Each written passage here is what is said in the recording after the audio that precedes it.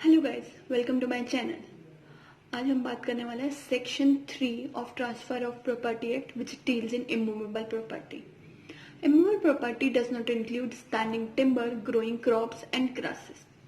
लेकिन जो डेफिनेशन है ये अपने आप में कंप्लीट नहीं है।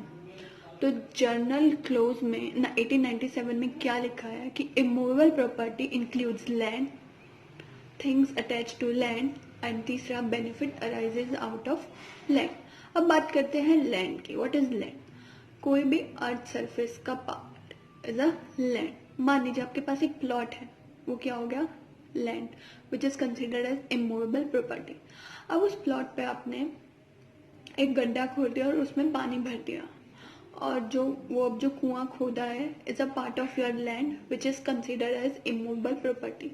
और मान लीजिए उस प्लॉट के नीचे कुछ मिनरल्स हैं, वो भी उस लैंड का पार्ट है और वो भी क्या कंसिडर किए जाएंगे? Immovable property. अब बात करते हैं benefit arising out of land की। अब मान लीजिए आपका एक प्लॉट था, उस पर आपने एक बिल्डिंग खड़ी कर दी और वो बिल्डिंग आपने दे दी रेंट पे। जो रेंट आ रहा है आपका वो क्या होगा? Benefit arising out of land. इस पे हमारे पास काफी केसेस भी हैं जिसे हम डिस्कस करेंगे। एक केस है Anand Behera versus state of Orissa. इस केस में क्या हुआ था? एक लेक थी, चिलिका लेक, जिसमें वहां के लोग क्या करते थे? उस लेक पे जाते थे और मछलियां पकड़ के उन्हें बेच देते थे।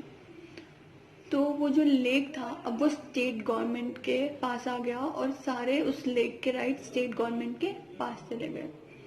अब जो केस है वो क्या हुआ? स्टेट गवर्नमेंट ने मना कर दिया कि अब आप यहाँ से मछलियां नहीं पकड़ सकते।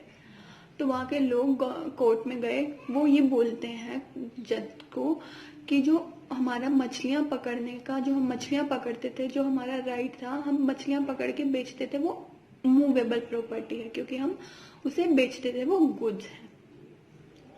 तो इस पे कोर्ट क्या बोलती है? नहीं, वो मूवेबल प्रॉपर्टी नहीं था, क्योंकि जो एक्ट पास हुआ था वो इमूवेबल प्रॉपर्टी के लिए हुआ था, जो स्टेट गवर्नमेंट का। और जो ये हमारा लेक है, जो हमारा लैंड है, वो इमूवेबल प्रॉपर्टी है।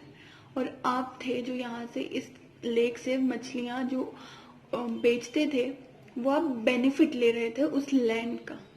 तो ये क्या हो गया? Benefit arises out of land which is considered as immovable property. एक दूसरा केस हुआ था Shantabai versus state of Bombay.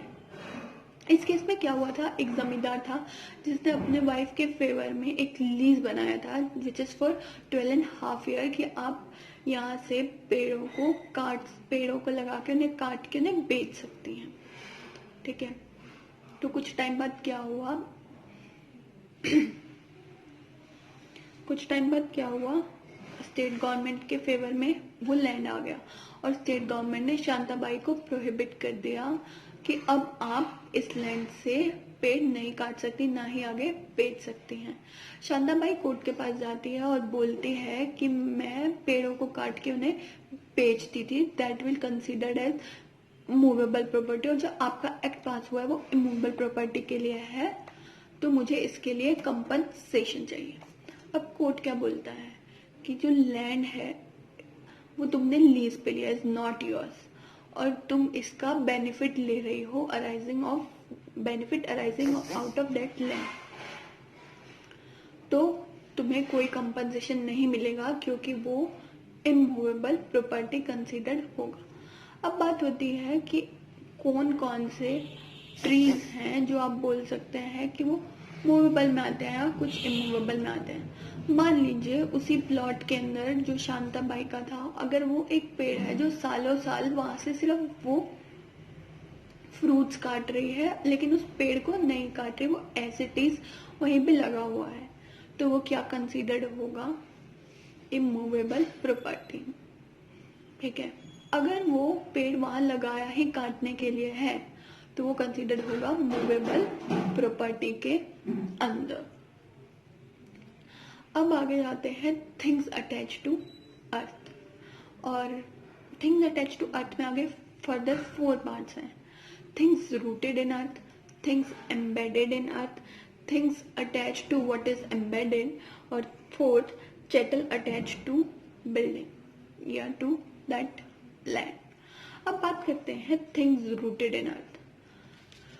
जितने भी ट्रीज हो गए, दीज आर द, ये अर्थ के अंदर रूटेड होते हैं. अब आप बात करेंगे कि things rooted in earth is immovable property, लेकिन standing timber, growing crops and grasses, these are not considered to be immovable property.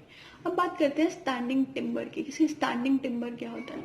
Standing timber वो trees which are ready to cut, जो तैयार हो चुके हैं कटने के लिए, ताकि उन्हें ब्रिजेस, रोड्स या बिल्डिंग बनाने के लिए यूज किया जा सके, उसे बोलते हैं स्टैंडिंग टिम्बर. अब स्टैंडिंग टिम्बर में मान लें काफी सारे ट्रीज आते हैं, जैसे कि नीम का ट्री है, शीशम का ट्री है, टीक का ट्री है, बनियन का ट्री है, बबूल का ट्री है. ये सारे क्या होता है? मूवेबल प्रॉपर्टी, बिकॉज इनको लगाया जाता है इनकी वुड को यूज करने के लिए, इनको काटने के लिए. तो इनको क्या कंसीडर किया जाता है? Movable movable property. अब बात, अगर मान लीजिए हम एग्जाम्पल लें मैंगो, जैक फ्रूट या जामुन के ट्री की, इसको कंसीडर करते हैं इमूवेबल प्रॉपर्टी, क्योंकि इनका ज्यादातर यूज इनके फ्रूट को एक्सट्रैक्ट करने के लिए होता है. ये सालों साल लैंड के अंदर लगे रहते हैं, रूटेड अंडर द अर्थ. और जो ये फातिमा बीवी वर्सेस अफराना बेगम, ये इस केस में डिसाइडेड हुआ था कि जो मैंगो, जैक फ्रूट और जामुन है are considered as immovable property. अब बात करते हैं ग्रोइंग क्रॉप्स के बारे में. ग्रोइंग क्रॉप्स क्या होती है? ग्रोइंग क्रॉप्स मतलब क्रीपर्स जैसे कि आपने कभी ग्रेप्स को उगते हुए देखा है?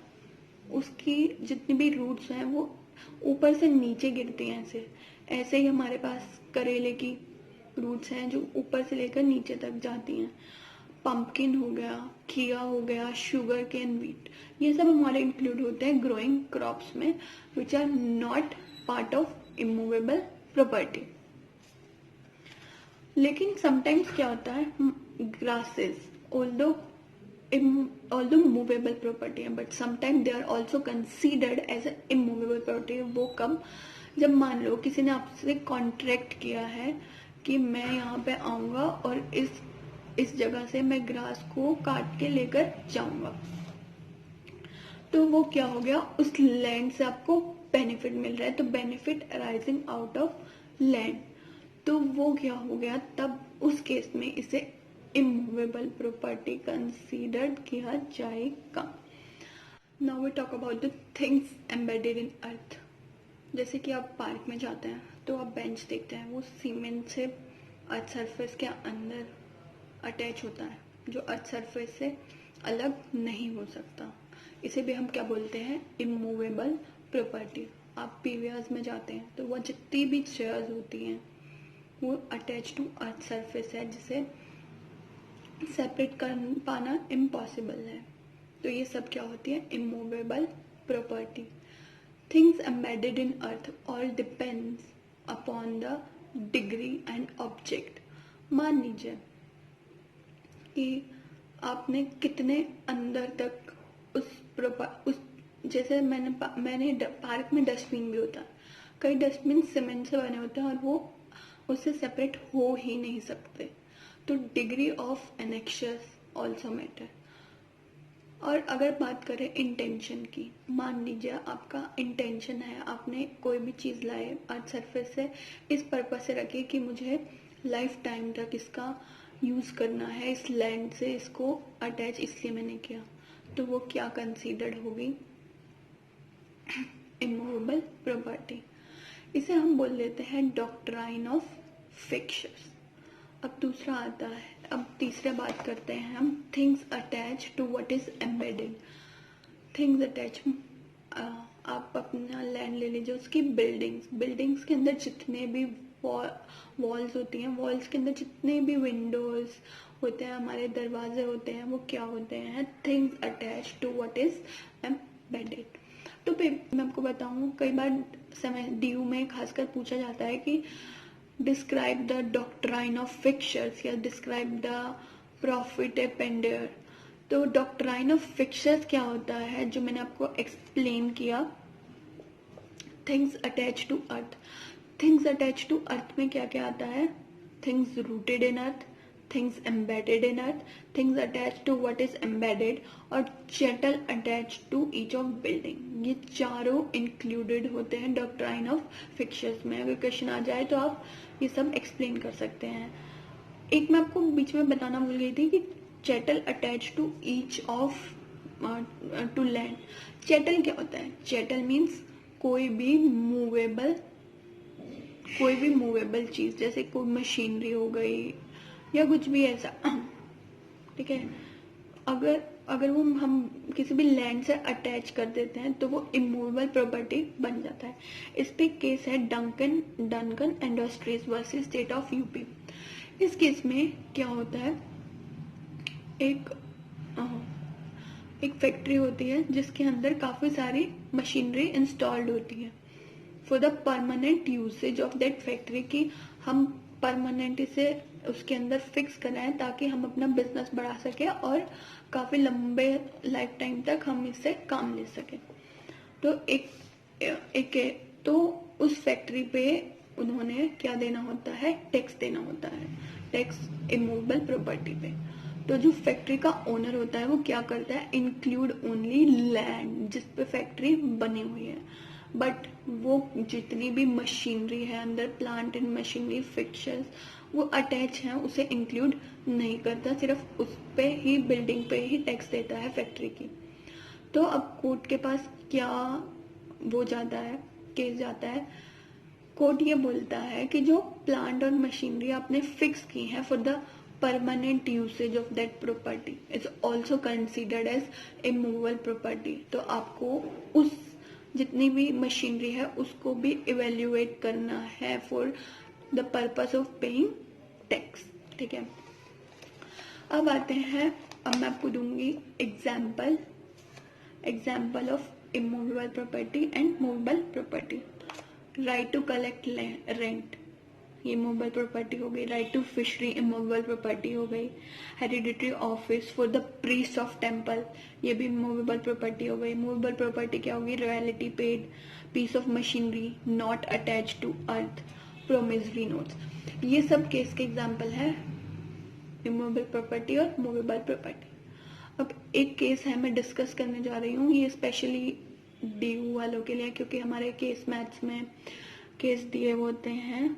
तो ये है state of Odisha versus Titagarh paper company limited. इस केस में क्या होता है, एक बहुत सारे लोगों ने लीज पे स्टेट गवर्नमेंट से एक लैंड लिया होता है जिसपे उनको राइट मिलता है, राइट टू उस लैंड से जितने भी ट्रीज हैं उनको बड़ा करके उनको काट के आगे बेच देना। तो वहाँ स्टेट गवर्नमेंट एक टैक्स पास करती है कि आपको गुड्स पे टैक्स पे करना पड़ेगा, ठीक है। अब वो लोग क्या बोलते हैं कि माना कि हम लोग इस लैंड से ट्रीज बेचने के लिए काटते हैं, बट ये गुड्स नहीं है। ऑल्दो हमने इस पे रॉयल्टी भी पेड की है, बट ये गुड्स क्यों नहीं है? क्योंकि ये स्टेट गवर्नमेंट का लैंड है और हम इससे सिर्फ बेनिफिट अराइज कर रहे हैं, बेनिफिट ऑफ लैंड ले रहे हैं, और ये इमूवेबल प्रॉपर्टी में है। सो हम ये टैक्स पे नहीं करेंगे क्योंकि टैक्स सिर्फ गुड्स के लिए है और ये इमूवेबल प्रॉपर्टी है। तो दैट्स इट फॉर टुडे। अगर आपको ये पसंद आए तो please like, subscribe and share.